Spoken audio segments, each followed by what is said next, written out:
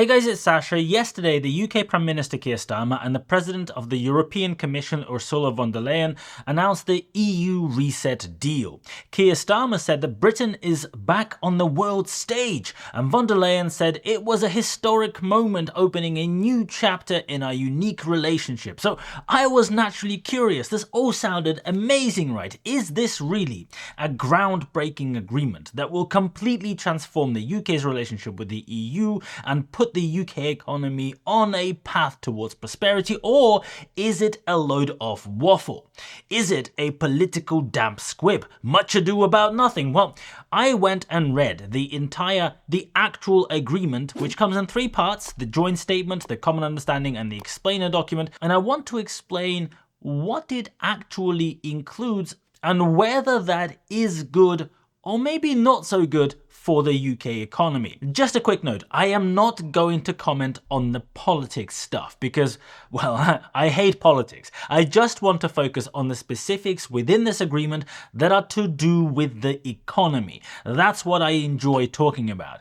Will this agreement make the UK better off, or did Keir Starmer make a load of concessions in exchange for basically nothing? You will quickly notice that I am not much of a politician because I prefer to get right to the chase instead of wasting everyone's time. So talking about that, let's dive right in and look at exactly what was agreed. This is here the main agreement, the joint statement.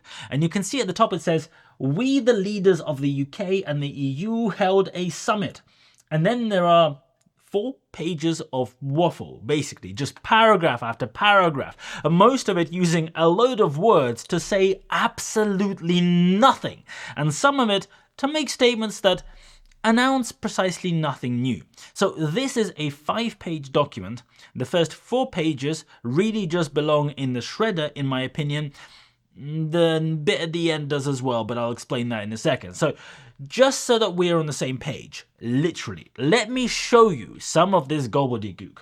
Reaffirming our shared values and our commitment to deeper cooperation against the backdrop of an evolving and complex global geopolitical landscape, we agreed a new strategic partnership between the UK and EU. I don't know if ChatGPT wrote this, it looks like it, or a really overpaid consultant, but it's just a giant sentence that means absolutely nothing. It is the kind of bullshit you see in corporate presentations, and everyone's sitting there in the room wondering, why did somebody write this? And why do we all have to read it? You might notice in this video, I have a really serious dislike for this kind of business speak, which is pointless, where you can read pages and pages of text and then just sit there scratching your head wondering, what the actual fuck did this actually say? We reflected on the need to develop an ambitious, dynamic relationship which meets the needs of our citizens. Blah, blah, blah. Next section. We confirmed our steadfast dedication to the rules-based international order with the United Nations at its core and the fundamental tenets of democracy, respect for human rights, and the rule of law. I mean, it's good that the UK is dedicated, to following the rules of international order, but I don't really see the point of writing any of this, writing an entire paragraph about this in the agreement, because it adds nothing to the agreement itself. It's just stating random facts about, the way that countries operate. To me, it just looks like they didn't have much to write in this one. They tried to rush this deal, this agreement, and they had nothing to put in it. So they just padded it out with a whole load of statements that have very little substance. So they went to ChatGPT and they said, please write us 20 paragraphs that sound really important but convey absolutely nothing, and then just pasted it into this document. So then there's 5 paragraphs which basically just say that the EU and the UK both condemn Russia's invasion of Ukraine. I mean, we all knew this already. There is literally nothing new, nothing important, nothing at all that isn't just standard political language in here. Then there's a paragraph about India and Pakistan, a paragraph about Gaza, a paragraph about Iran and Syria, another one about the Balkans. It's all just politics and literally just saying, we reaffirmed commitment to addressing risks of instability in the region, all of that. Anyway, then there are 3 paragraphs at the end after all of this, which basically say that the 2 countries, well, the EU and the UK, have agreed to hold a lot of meetings. That's it. I'm not even kidding, right? They will hold meetings. We underlined the importance of regular exchanges. and agreed that high-level meetings should take place regularly to consider our joint strategic interests. So they agreed to have, high-level meetings. Then the UK Foreign and Defence Secretaries and EU High Representative have agreed to foreign and security policy dialogues every 6 months. They use the thesaurus. They use the word dialogues instead of meetings. And then the last paragraph says, this summit is the first step in our new strategic partnership. We agreed to hold annual summits, not meetings or dialogues, but summits to strengthen our relationship. Fuck me. Yet more meetings. So this paper is just, in my opinion, a massive waste of time because it gives zero specifics or details of anything. But wait, there are two more, right? There's the common understanding. The first two paragraphs are yet more waffle. Feel free to read it if you don't like your life and have nothing better to do. But then there's the first bit of actual detail in paragraph 3. We note the political agreements leading to full reciprocal access to waters to fish until 30th of June 2038 and extending energy cooperation on a continuous basis. So the UK and the EU are going back to having full access reciprocally to each other's fishing waters for the next 13 years. And there will be an extension on energy cooperation. Now, first up, here is a map of the fishing waters in the northern part of Europe. The blue bit in the middle, that really big bit, is the UK fishing waters that serve the UK's population of 69 million people. The small purple bits at the bottom are the EU fishing waters that serve around 450 million people in the EU. The bits at the top are countries that are not members of the EU. Now, the EU does have more fishing zones, right? It's a big place. There's the Baltic Sea, the Bay of Biscay in the south of France, the Atlantic of Portugal, and there's the Mediterranean Sea and all the bits of that. But those other seas are largely irrelevant in this trade deal because the UK fishing fleets are not going to spend 5 days or a week sailing each way to find fishing waters off Sardinia that already have a bunch of people fishing there. Economically, the EU is taking a massive win here on this specific bit of the deal because they get access to a very large increase in fishing waters with commensurately lower competition within it, while the UK gets access to a much smaller incremental fishing area with significantly more competition. So in this part, the UK is not winning, my opinion. So then I'll skip the next few paragraphs that are to do with politics and security and all that. And then there's this section called Putting People at the Centre of the European Union.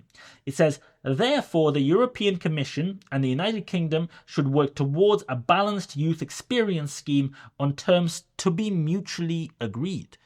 So this deal just says, that they will start working towards some kind of improved travel arrangements that are yet to be decided. No specifics. There's no actual detail at all here.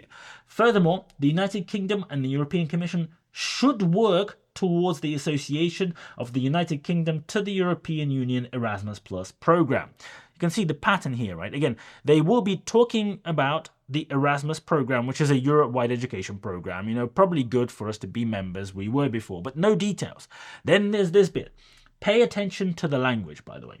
The United Kingdom and the European Commission will continue their exchanges on smooth border management for the benefit of their citizens, including the potential use of e-gates where appropriate. I actually spat my coffee out when I first read this. So from October this year, or whenever later, which is when the EU's new entry-exit system is meant to be going live, you will be able to use e-gates if you are a British citizen traveling to the EU when you travel. I guess maybe it makes travel slightly easier, sort of. You sometimes don't have to wait in a little bit of a queue. Maybe you can get through passport control a little bit quicker. But in the grand scheme of things, this seems like a bit of a nothing burger. It's kind of weird this is one of the main things. And they inserted this word potentially, so I guess they might consider walking back on this one. Otherwise, why would you insert that word in there, right? Then we have this section on energy cooperation. The European Commission and the United Kingdom should explore in detail the necessary parameters for the United Kingdom's possible participation in the European Union's internal electricity market. It's actually pretty funny because this is so extremely vague, right? It doesn't say they will explore, it just says should explore, and it's possible. it's not even committing to definitely doing anything, to exploring, this opportunity at some point in the future. It's just saying, wouldn't it be nice if maybe we did this at some point? What do you think? Maybe, I don't know. Anyway, by far the most important section in this document is this one called working towards a common sanitary and phytosanitary area.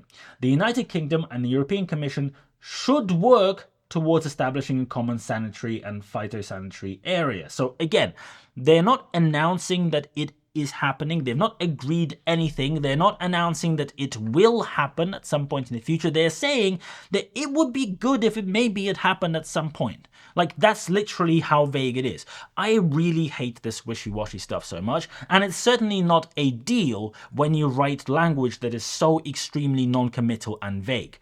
And there's no more detail in here at all, but there is in the explainer document, so it's good that we got that at least. The EU is our largest agri-food market, but since Brexit, exports are down 21% and imports down 7% between 2018 and 2024. Many businesses have scaled back or stopped trading altogether due to increased costs, paperwork, and delays at borders. We have therefore agreed with the EU to deliver a agri-food deal which will establish a UK-EU sanitary and phytosanitary zone. So look at the words. We have therefore agreed to deliver a agri-food deal. So none of this is actually agreed. This is in a should pile of things to do. We agreed to do something maybe in the future, but the points in here should definitely improve trade in food between the EU and the UK. They want to remove export health certificates, plant health certificates, certificates of inspection for organic products, routine border checks on agri-food products would stop, etc., etc., etc. So this would mean that trade in food between the UK and the EU should become much more fluid. It will help companies that would naturally export a lot of their food to the EU from the UK, and is probably good for UK consumers because the market will be more open. Maybe not so good for some sectors of UK farming with increased access from European suppliers who now have less trade barriers. So it's kind of sounding good. But then let's go back to the previous document and check out paragraph 30. This is really important.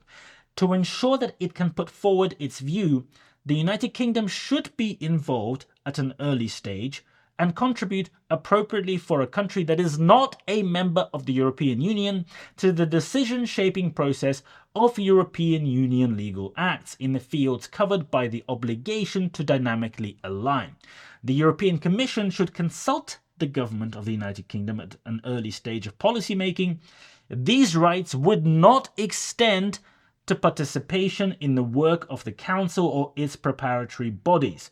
So, when it comes to any legislation around food, food standards, food trade, protection of farmers, etc., etc., etc., the UK will be allowed to make an appearance should they wish to share their opinion with the EU. But because the UK is not an EU member, the EU has no obligation whatsoever under this agreement to care one iota about the UK's opinion. So the EU will be able to make whatever laws they see fit that ultimately govern this entire agreement, rules that maybe benefit the EU but perhaps not so much the UK. Now, clauses 28 and 29 basically say that the UK is agreeing to abide by whatever these rules are going to be.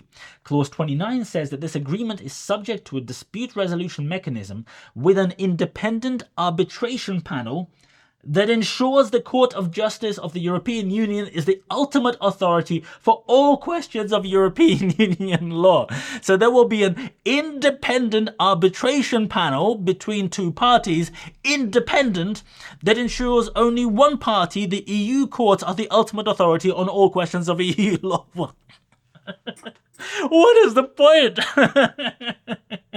In terms of food, the UK will have to adhere to all EU laws, but it will have no say at all in making or changing those laws, and the EU will be the ultimate authority in any disputes on anything to do with food trade.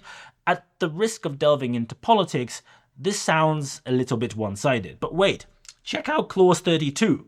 You haven't heard everything yet. The SPS agreement should provide for an appropriate financial contribution from the United Kingdom to support the relevant costs associated with the European Union's work in this policy area.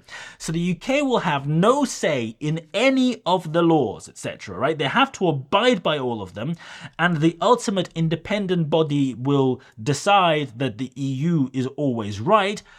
But on top of that, the UK gets to pay for this privilege. they get to pay actual money, right? So it's the same in the next section about carbon credits.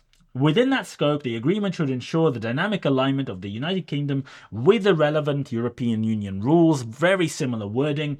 The United Kingdom cap and the United Kingdom reduction pathway will be guided by the United Kingdom's Climate Change Act obligations and nationally determined contributions. They should be at least as ambitious as the European Union cap and the European Union reduction pathway. So, excuse me, the UK can set rules on carbon capture, carbon credits, all of that. They can decide exactly what they want.